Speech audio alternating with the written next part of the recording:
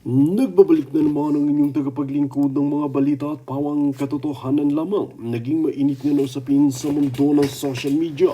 Talaga naman na ibinunyay na nga ng mga men in uniform na inuutusan nga sila ng kataas-taasan na gumawa ng mga katiwalian.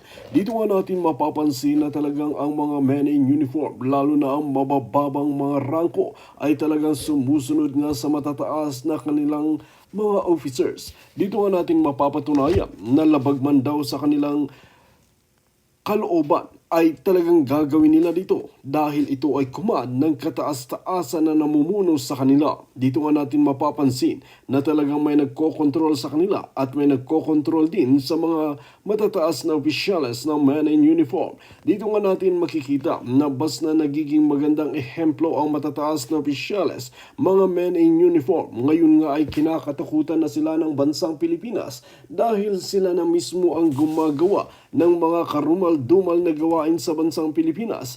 Marami pa ring men in uniform na talagang tapat sa serbisyo. Marami na rin nagre-resign dahil hindi nila kaya ang mga inuutos nila na mga katiwalian.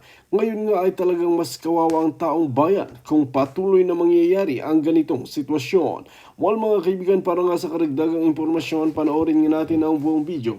At kung bago ka pa lamang sa aking channel, huwag kalimutan i-click ang subscribe button at notification bell para lagi kang updated sa ating mga